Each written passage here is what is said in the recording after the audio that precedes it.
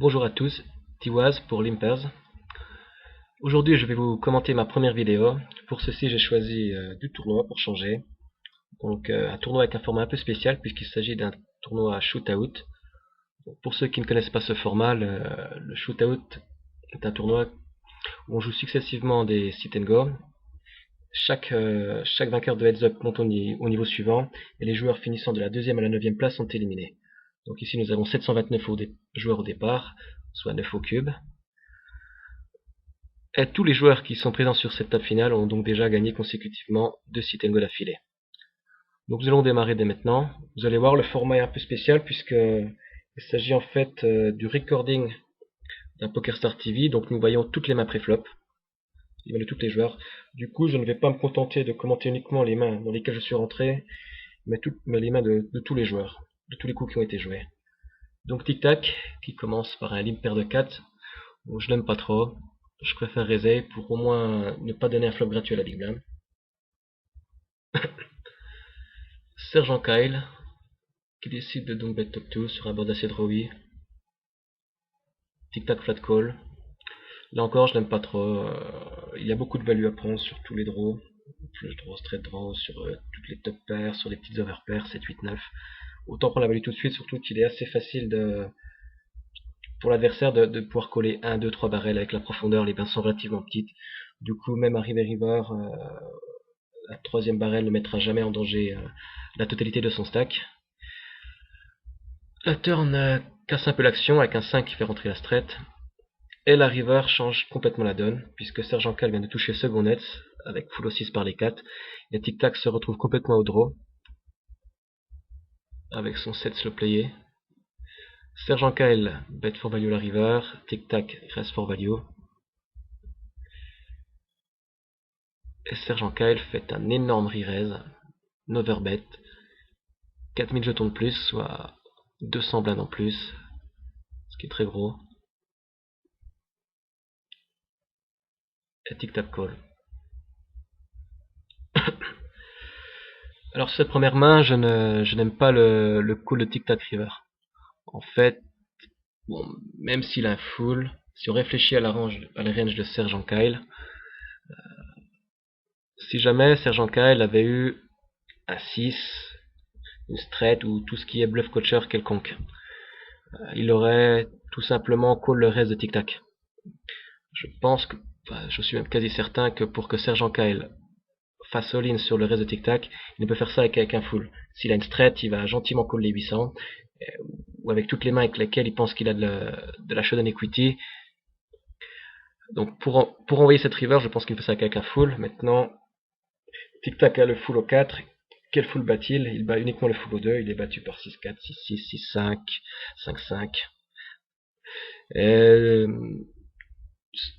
Ce qui fait pas mal de combinaisons et il ne bat que les 2 finalement. Donc river, je vous rappelle, le pot doit faire quelque chose comme 400 jetons. Tic Tac va stack off 5000 jetons dessus, enfin, un peu moins de 5000, ce qui va investir pratiquement 10 fois le montant du pot, même plus de 10 fois le montant du pot river. Pour faire un tel move, faut avoir une range qui tend vraiment vers les nuts, donc nuts, second nuts. Ici, je pense que c'est un fold pas si dur que ça. En plus, on est en table finale. Faut quand même donner du crédit aux joueurs, donc faut donner un peu de crédit. Sergent Cal ici ne va jamais revalue une straight en all-in, c'est quand même assez évident. Du coup, je pense qu'il faut gentiment fold et garder ces 3800 jetons, ça laisse pratiquement 180 blindes, et c'est largement jouable pour la suite du tournoi.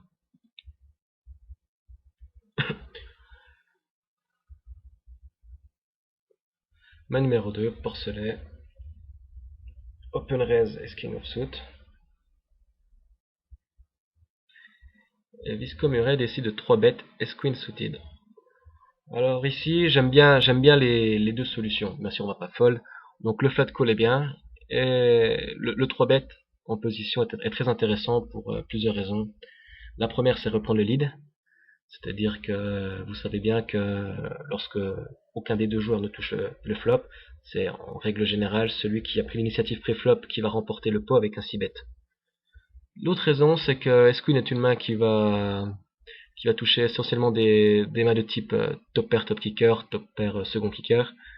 Et du coup, c'est intéressant de faire un 3 bet pour empêcher d'avoir un multi-way en fait. C'est-à-dire que si Wisco Murray flat call, il risque d'y avoir peut-être un ou deux sur caller, ce qui fait que sa main va perdre énormément de value post-flop.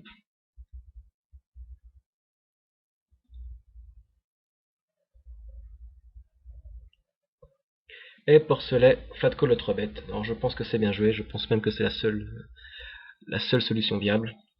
Donc, il faut bien comprendre une chose, c'est qu'en jeu deep, donc ici on est à plus de 200 big blinds, 250 blinds, la force relative de votre main en fonction de la profondeur n'est pas la même qu'à 100 big blinds ou moins. C'est-à-dire que, je m'explique, si vous jouez avec 40 big blinds, vous allez être très content de pouvoir stack off pré-flop avec une main de style As-Roi, Valet-Valet, Dame-Dame. Ici, à 250 big blinds, c'est complètement différent. C'est-à-dire que si vous commencez à rentrer dans une dynamique pré-flop de bet, raise, re-raise, re-raise, votre As-Roi n'est vraiment plus du tout bien puisque vous allez vous retrouver contre une range adverse, si votre adversaire n'est pas stupide, qui va essentiellement tirer uniquement vers les rois ou même que les As.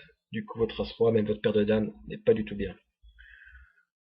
Du coup, ici, le pot de contrôle est de rigueur, surtout qu'en plus, on est en début de tournoi, on n'a joué que 22 mains, sur la table finale du moins. On n'a pas trop d'infos, donc on va jouer prudemment. Et en plus, si on re-raise avec le As-Roi, on risque de faire folle toutes les mains dominées. Donc Ace-Queen en l'occurrence, pour être un peu résultat-dentide. Check de Porcelet, si le Davis Commeray.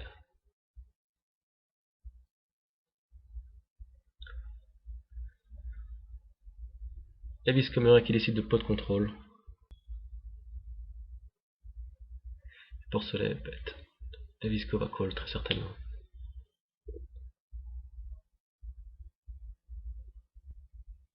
Je vais faire une petite parenthèse sur la river et vous donner un petit trick.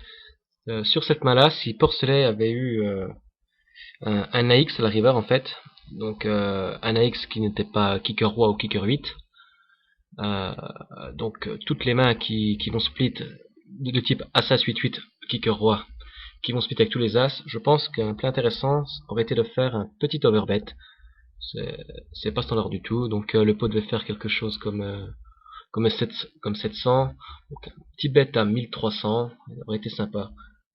Pour quelle raison en fait, dès l'instant où Wisco Murray check le turn, on sait qu'il n'a jamais mieux qu'un As, donc il n'a jamais de 8 ou un full au roi ou quelque chose comme ça, ou un As-Roi, avec lesquels il n'aurait jamais checké le turn. Donc on sait qu'au mieux, il a un As avec lequel on va split. Du coup, en overbettant, on va lui voler cette part de split. C'est-à-dire qu'on va lui prendre la moitié du pot qui lui revient. Et accessoirement, enfin paradoxalement, on peut aussi de temps en temps induire, lui faire trouver une bonne raison pour coller, par exemple avec un roi ou peut-être même une pocket qui va nous mettre sur un flush draw miss devant une line aussi bizarre. Main numéro 24, où je vais être impliqué. Ah, j'ai peut-être pas précisé, mais je suis rip cheese sur la table, en haut à gauche. Avec elle qui est à ma gauche, qu'on ne présente pas. Et, un autre joueur français aussi, genre 95, qui est, pour ceux qui ne savaient pas qui était français, qui est un des meilleurs joueurs au monde de Sit and Go, Mega Turbo. Donc ici, je décide de mettre 80 sur le limbe de Wisco Murray, donc je relance pour plusieurs raisons. La première, c'est de construire le pot, on joue deep, si j'ai 8-6 c'est une main potentielle. Donc, oui, petite parenthèse sur le jeu deep, lorsqu'on joue à 200, 300 deep, en fait, les cotes implicites augmentent et les cotes contre-implicites augmentent aussi. C'est-à-dire que des mains faites pré-flop de type grosse paire, paire de dames, vont perdre de la value. Et au contraire, les mains à tirage et tirage max, donc tout ce qui va pouvoir tirer des straights ou des couleurs, vont prendre de la value. Et la main qui gagne le plus avec la profondeur, c'est incontestablement l'as suited. Donc si j'aurais été genre 95, j'aurais call. Donc je raise mon 8-6, oui, comme je disais, pour plusieurs raisons. La première, donc, construire le pot. La deuxième, reprend l'initiative, enfin, prend l'initiative du moins. Et une autre raison, c'est pour essayer d'acheter la position. C'est-à-dire, si jamais je mets 80 au lieu de mettre 20, enfin, il est possible qu'elle qui est l'hipster, donc les deux joueurs à ma gauche et un peu sur moi, Fold certaines mains pour 80 jetons alors qu'ils auraient pu les coller pour 20 jetons. Ici en l'occurrence Lipster avait roi 10 offsuit et il aurait très certainement collé les 20. Et du coup ici je l'ai fait folder et je vais me retrouver en position. Et la dernière raison aussi c'est pour déception, c'est-à-dire que lorsque je fais cette relance, les joueurs vont avoir plus tendance à la mettre sur les grosses cartes que des petits connectors. J'ouvre Open Ended plus Runner Flush Draw, tout comme Porcelet. Porcelet qui décide de me check raise, un petit check raise, donc vu ma main et la profondeur, j'ai un call plus qu'évident. Et la turn est une dame de carreau qui me fait rentrer ma runner flush, mon runner flush draw du moins. Porcelet bête demi-pot, donc ici une des différences entre le cash game et le tournoi, c'est ici en cash game on a quand même un spot très intéressant à shove en fait, pour, euh, pour deux raisons. C'est que de une j'ai énormément d'out, de deux le pot est déjà conséquent, il y a déjà 1008, donc j'aurai un risk reward intéressant en pushant 4300 dans 1008. Une autre raison, c'est que pour cela, il représente très peu de combinaisons avec son play très agressif. En gros, il ne représente que les 7 et les 5. Il y a très rarement les rois qu'il aurait relancé pré-flop. Donc, ce qui fait très peu de combinaisons. Alors que moi, je peux avoir les nuts, alors que lui ne peut pas les avoir. Moi, je peux très bien avoir la paire de rois, la paire de dames, alors que lui, et n'importe quel 7 d'ailleurs, alors que lui ne représente vraiment que le 7 de 5 ou le 7 de 7. Mais ici on est en tournoi, ça appelle un petit peu plus à la prudence. Donc je vais simplement call.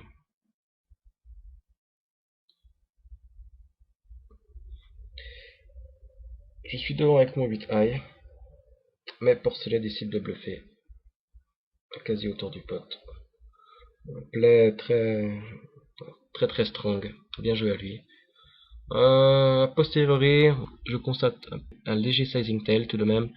C'est-à-dire qu'au flop, il a mis quelque chose comme 445 sur 144. Pour un check raise, c'est vraiment le check raise minimum. Au turn, il a bêté half pot. Et river, il bête quasiment la taille du pot. Ce qui est un petit peu incohérent avec une main strong du type brelan qui cherche à prendre de la value. Puisqu'en général, avec ce genre de main, les joueurs vont plutôt, au contraire, faire un check raise conséquent, un second barrel conséquent, et un bet river plus petit, ce qui revient au même au niveau des jetons. Un bet river plus petit pour offrir une cote plus intéressante au caller. Ici, c'est un petit peu incohérent de bet strong. Non, bet faible et bet strong, alors qu'en général, c'est plutôt l'inverse avec une grosse main. Mais dans tous les cas, j'aurais jamais pu exploiter ça sur cette main, du moins.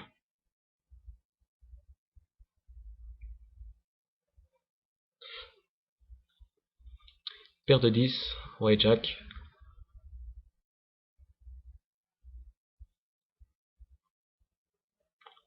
Je n'ai pas précisé, mais à la main précédente, Porcelet a montré sa main. River. Son hauteur 6.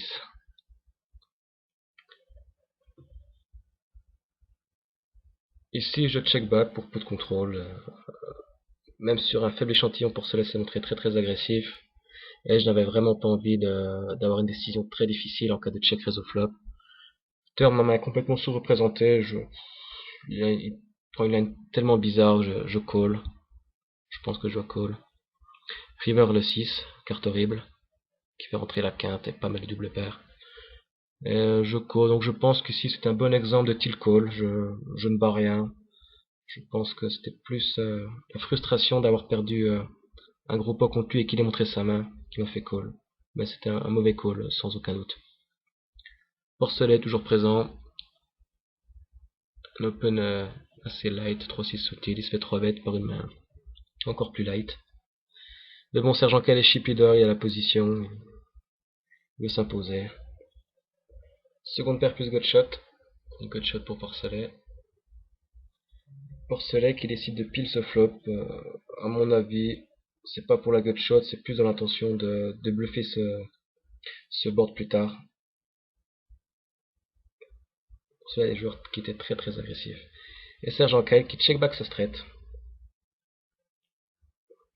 dans le but d'induce, je pense, et ce qui ne manque pas.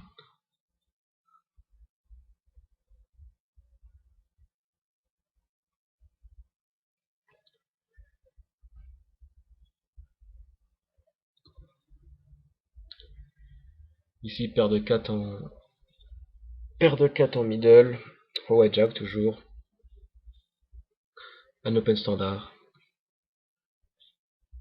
Et je me fais 3 bêtes par genre 95, qui avait très très peu joué. Je pense que qu'il me 3 bêtes surtout parce que j'avais open énormément de... J'open énormément pré-flop en fait. J'ai un style très small ball, qui consiste à avoir le maximum de flops pour le moins cher possible. Du coup, genre, je pense que genre me 3 bête pour cette raison. Et vu son image tight, enfin vu l'image tight de Jorg, Porcelet ne peut guère se relancer son as-roi. Il ferait fuir toutes les mains dominées et aurait vraiment une très dure décision en cas de push de Jorg. Bon, ici je chope un flop magique.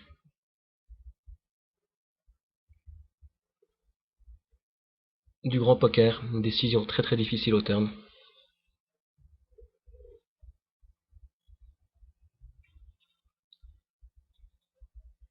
Et je double up.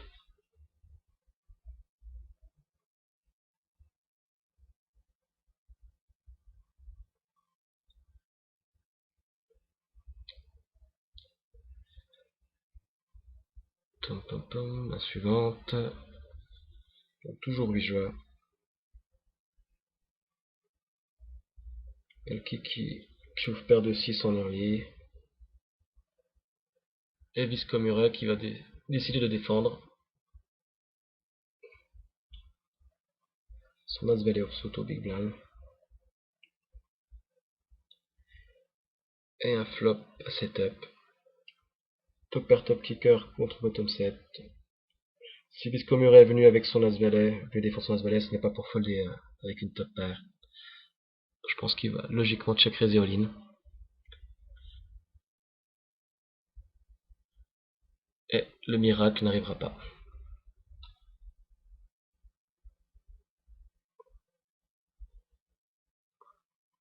On est à la 138, c'était la main 138, donc pas loin d'un tiers du tournoi. Maintenant on a un tiers. Lipster qui décide de lim son as-roi off, je comprends pas trop l'intérêt. Le seul intérêt c'est de provoquer un push-high de porcelaine. Enfin, j'aime pas quand même. Limper as-roi offsuit, c'est vraiment dommage. Bon, porcelet qui push ses 13 blindes devant la faiblesse montrée par Lipster. Ils jouent tous les deux un flip. Et Lipster va remporter ce pot. Porcelet sort de cette TF, ce qui m'arrange plutôt, vu que c'est un très bon joueur et très agressif, comme j'avais déjà dit.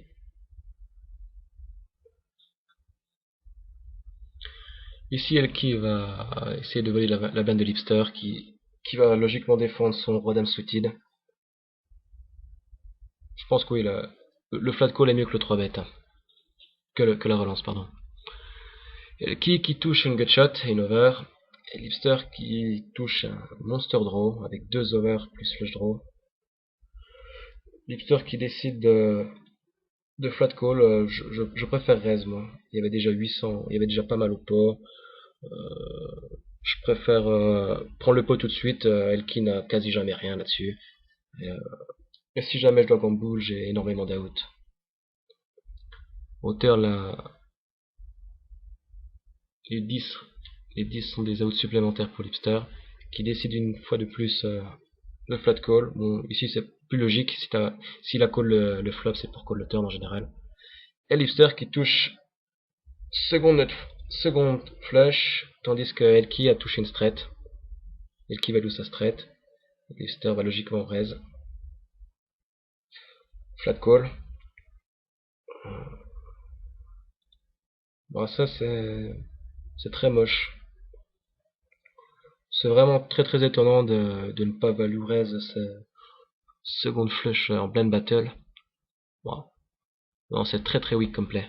C'est un raise quasi automatique, au moins un min raise. Après, bon, il met le montant qu'il veut, il push ou il min raise. Mais là, c'est très très très très weak de ne pas raise cette flush. Hipster qui a quand même montré deux plays vraiment vraiment faibles.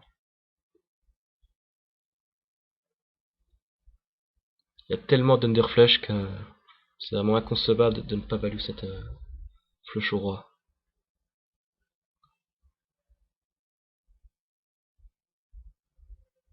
Si je colle paire de 2 au bouton en espérant un multiway à 4, on sera déjà 3, c'est pas mal. Je suis devant mais avec une main complètement injouable et mes adversaires ont pas mal d'out. Sergent Cal qui conti-bet. Et Elki qui reste en total bluff. Elki qui va justement devenir beaucoup plus agressif et beaucoup plus loose à partir du moment où on est passé à 6 joueurs. Ici Sergent Cal va ouvrir JT sous-tide. Alors je décide de flat call pour deux raisons en fait. De une, c'est que je n'ai pratiquement pas 3 bêtes de cette étape finale. Du coup, si je relance mes dames ici, je ne peux guère espérer me faire shove des mains à faire paire de dames. J'ai une image trop tight au niveau des surrelances. Et de deux, j'espérais vraiment un squeeze d'Elki depuis la small blind, qui était devenu beaucoup plus agressif. Un squeeze qui ne gagnera pas.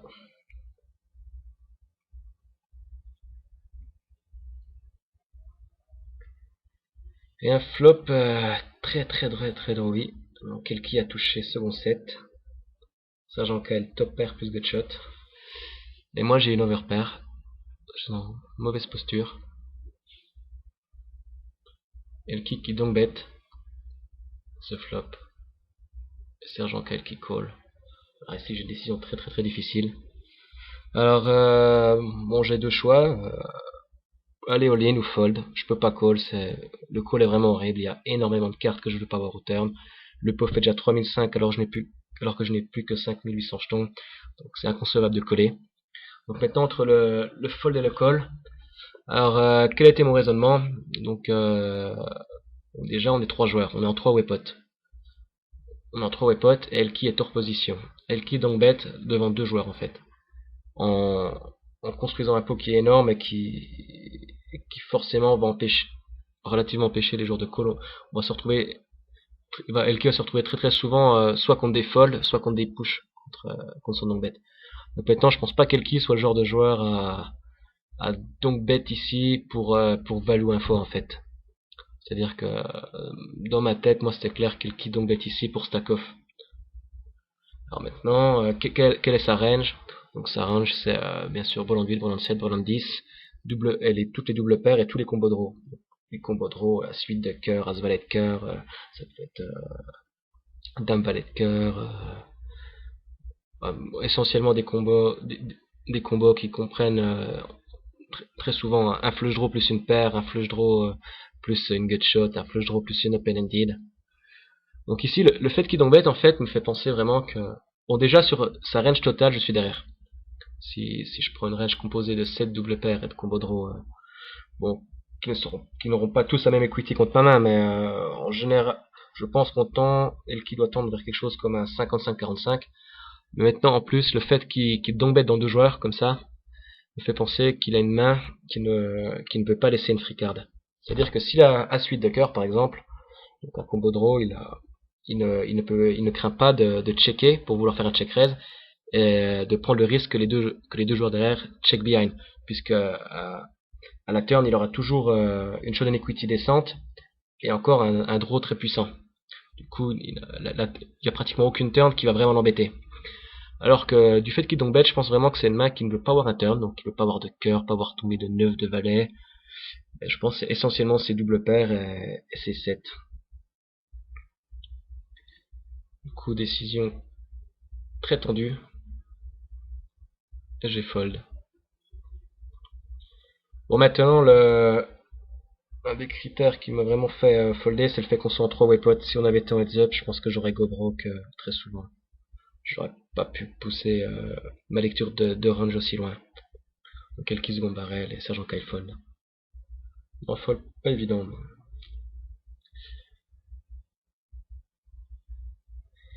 Sergent Kyle qui attaque la blinde depuis le bouton. Standard. Elki qui défend. Il sait que Sergent Kyle est très loose. Sergent Kyle qui fait une call vraiment très light. Je pense qu'il a dans l'idée d'essayer d'outplay sur pas mal de flops. Pour l'occurrence, il touche un monstre. Et reste de cible d'Elki. Bon, c'est relativement standard. Hein. Bouton contre blinde à ces niveaux-là. On voit beaucoup de combat de coq. Elki toujours. King Queen of UTG. Sergent Cal qui fait de nouveau un call très loose. 4 et 3, bon, même si la cote directe est intéressante, 4 et 3 c'est vraiment très weak. Elki qui décide de trap. Là c'est à 100% la trap, c'est pas du tout de pot de contrôle quoi que ce soit. Et ça marche, puisque Sergent KL bet la turn avec totalement rien. Touche bottom pair à la river, du coup il a de la showdown equity, il va checker, il va arrêter son bluff, ça n'a plus d'intérêt. Elki qui value, sa paire de roi bien cachée, et Sergent KL qui paye. Je pense que sur ce coup-là, il le met souvent sur un flush draw miss, un SI qui ne veut pas split, une main du style QT, 9-10. As-9 suited au cutoff avec 21 blindes, donc à 6 joueurs, c'est un open raise standard. Et Elki qui met 3 bêtes.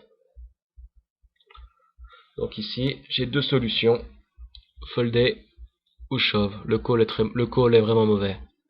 On peut pas call ici, c'est une part trop importante de mon stack, ça fera mettre 2400 jetons au milieu, c'est vraiment un fold ou un shove.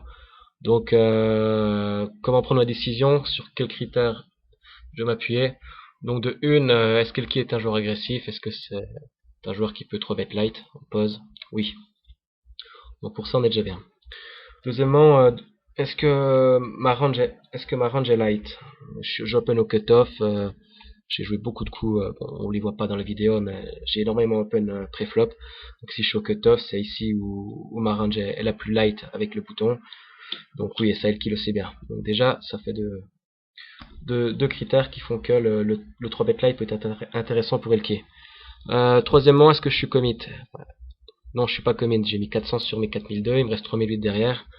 Ça me laisse 19 blindes. Du coup, Elki peut très bien me 3 bet, sachant que je vais fold très souvent, que je suis pas du tout commit. Donc maintenant qu'on a vu que Elki avait un spot intéressant à 3 bet light, est-ce que moi-même j'ai un spot intéressant à 4 bet light? Donc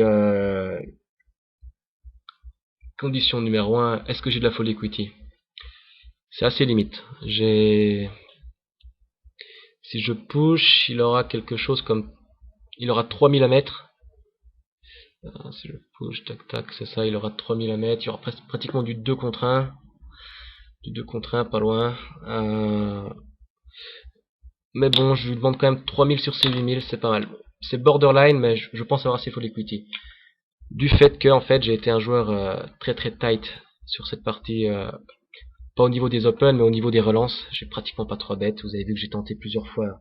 Il y a des mains qu'on n'a pas vu, mais j'ai en général flat mes overpairs. J'ai pratiquement jamais 3 bêtes, donc je pense que si je 4 bêtes shove, Elki va me donner énormément de crédit. Donc je pense que j'ai quand même pas mal de full equity. Un des autres critères à prendre en compte, le dernier, peut-être pas le dernier, mais qui n'est pas le plus important, mais quelle est l'equity de ma main contre sa range. C'est-à-dire que si Elki me call avec une range assez serrée, donc ici on va prendre 10-10 plus, As-Queen suited plus. Bon, du fait que j'ai un As et que mes cartes soient suited, je vais quand même garder 33-35% d'equity contre toute sa calling range. Du coup, du fait que de une, je pense avoir assez de full equity, et de deux, que j'ai de l'equity pure, en cas de call, je pense que c'était un très bon spot à 4 bet shove. Ce que j'ai fait.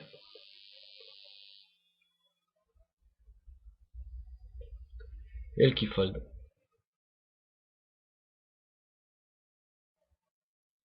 Main suivante, vous avez certainement remarqué que nous sommes plus que 3 au lieu de 6.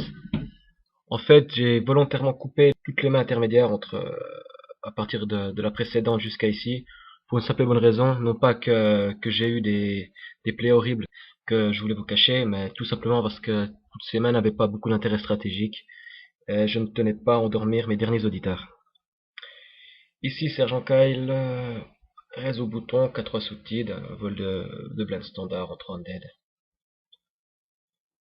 Je fold ici, vu mon stack, c'est soit un fold, soit un push, j'ai préféré fold. C'est Action Kid qui défend King Queen of Suit et qui touche une open-ended.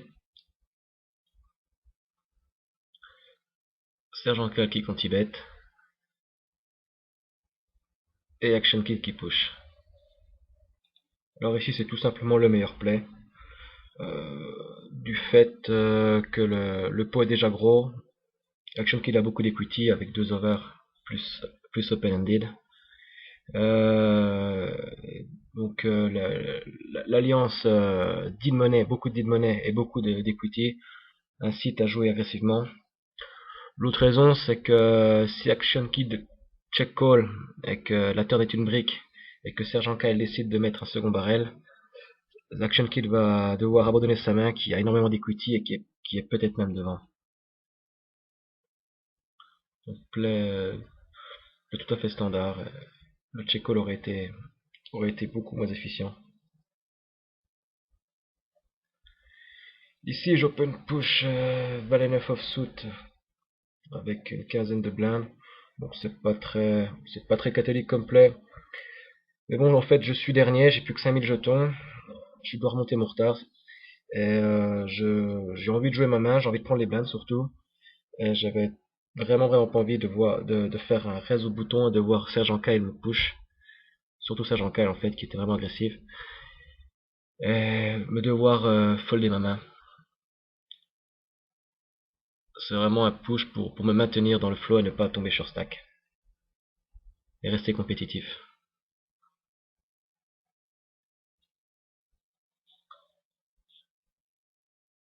Action Kid qui complète son roi 5. Sergent Kyle qui check. Check de deux parties. Action Kid ouvre un second nut flush avec une gutshot et qui fait un bet vraiment étrange. Un blind, je pense que c'est un mélange entre bet for value, il pense que son king high est souvent devant, et aussi pour casser l'equity de la main de Sergent Kyle qui n'a probablement jamais rien. Il a pas non plus forcément envie de lui laisser toucher un 6 out. Et Sergent Kyle qui fait un bet vraiment bizarre, une relance qui ne représente strictement rien. Le 8 ne change logiquement quasi rien pour sa main. Il ne représente vraiment rien et je comprends pas trop. C'est vraiment un raise pour dire qu'il ne veut pas lâcher le pot, mais c'est assez moche. Il aurait dû attaquer dès le flop à ce compte-là. Et Sergent Kyle qui abandonne son bluff river. Vraiment pas très cohérent de ce qu'il a fait. J'aime pas du tout. Raise de Sergent Kyle avec les 9 au bouton.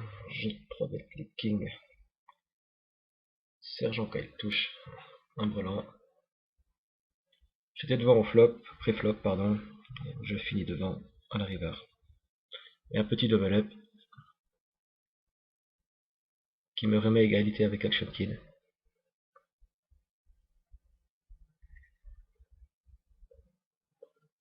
QT sous-tide contre un min-raise, c'est une défense automatique. QT off-suit, pardon.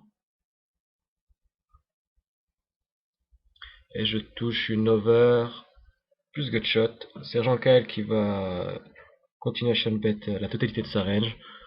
Ici je ne peux pas fold. Ce serait vraiment très big de fold. Donc j'ai décidé de float. Je peux raise aussi.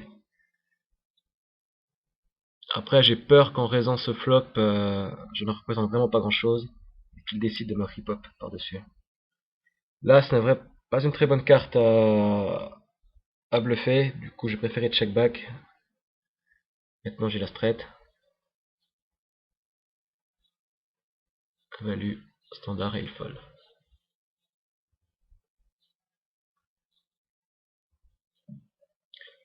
À suite off avec une quarantaine de blindes. Et Sergent Kyle qui met 3 bêtes. Ici, encore une fois, j'ai un spot à 4 bêtes qui n'est pas mal du tout. J'ai 11 400 à envoyer pour récupérer 3000, soit 25% de mon tapis en gros. Je pense que c'est vraiment un bon spot à 3 bêtes, à 4 bêtes, pardon. J'ai décidé de fold, mais sans être résultat orienté, je pense que j'aurais du 4 bêtes. Le fold n'est pas horrible non plus. C'est assez close entre les deux. Est-ce King off au bouton? Ici j'aurais bien aimé qu'il me 3 bêtes par contre. Sergent Kyle qui défend. Son J9 off. Et qui touche un trif de Jack. Alors ici je n'ai pas beaucoup d'intérêt à continuation bet. Puisque j'ai les no pair nuts en fait. Mon SI est très souvent devant. Donc je n'ai aucun intérêt à bêter et prendre le risque de me faire check raise par R. Je touche un king au turn. Sergent Kyle bet for value, je call, évidemment. Je ne peux pas lâcher à ce moment-là. Et là, river un as. Un as qui, malgré la première impression, ne change strictement rien à ma main. En fait, l'as n'améliore pas du tout ma main. Si toutes les mains avec lesquelles Sergent Kyle était devant au turn restent devant, malgré cet as. Et en fait, je perds même un petit peu de show equity, puisque la seule chose que là je change, c'est que ça fait rentrer Q10 offsuit, enfin Q10, dans la range de Sergent Kyle, qui lui donnerait une quinte. Du coup, là, ça en fait est une mauvaise carte, malgré ce qu'on pourrait penser à la première impression. Donc Sergent Kyle qui décide de push, de faire un overbet push, il y avait 4008 au milieu, et il fait un overbet. Donc ici, première chose à penser, donc déjà, de une, c'est la première fois que Sergent Kyle fait un overbet de tout le tournoi. Donc en général, je pense qu'il faut donner énormément de crédit aux overbets quand ce sont les premiers. Je pense qu'il fait toujours ça en value. Très souvent. De deux, c'est qu'en fait, dans ma range perçue, pour que j'ai check back ce flop et call le turn, dans ma range perçue, j'ai très souvent le roi ou l'as. J'ai très souvent le roi que j'ai touché au turn ou l'as quand je décide de call SI au turn. Donc je pense que vu les conditions, je pense vraiment pas que Sergent Kyle cherche à me faire folder un as ou un roi. Ce serait quand même un play très risqué. J'ai foldé énormément tout ce tournoi. J'ai pris pas mal de claques. Du coup, je pense que dans sa tête, il ne me voyait pas tellement dans un mood à vouloir faire des hero fold. Je pense je pense pas non plus qu'il veuille prendre le risque de me faire passer chip leader. Il est chip leader depuis tout le début du tournoi. Il a joué quand même très solide, loose mais très solide. Euh, En overbettant ce pot, il me permet de monter à 20 000 si jamais je call et gagne. Donc je pense vraiment qu'il est toujours en value. Et j'ai décidé de fold. Je n'ai qu'un bluff coacher finalement.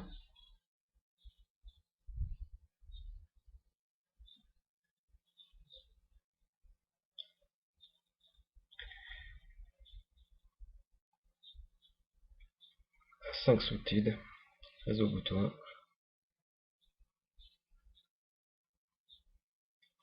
Call de mes deux adversaires.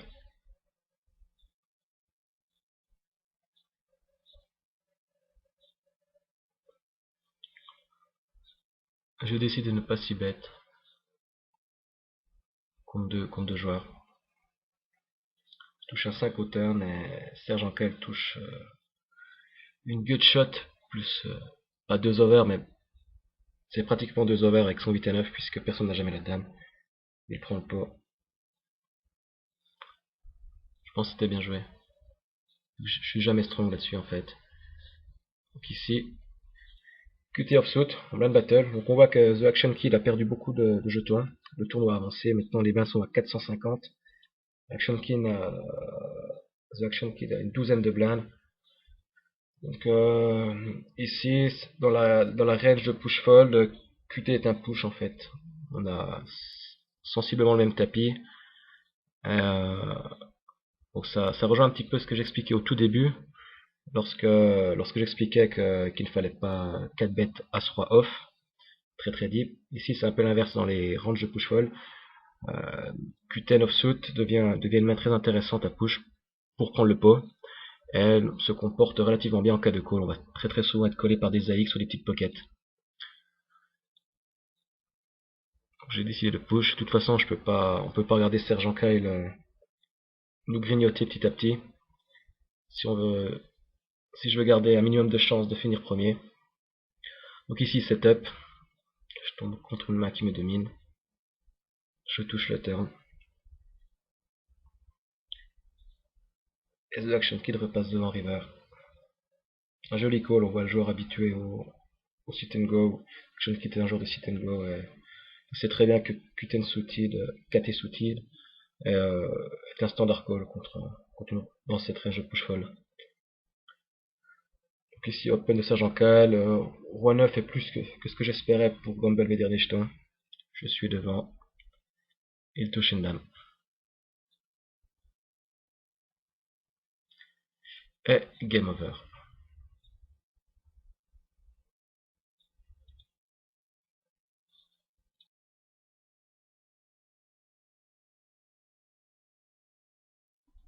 Cette première vidéo est maintenant terminée, j'espère que cela vous a plu. Dans tous les cas, si vous avez des questions sur des concepts ou des maps, sur des choses que vous n'avez pas trop compris, n'hésitez pas à me demander sur le forum Limpers, je serai vraiment ravi de vous répondre. Sur ce, je vous dis au revoir et bonne chance sur les tables.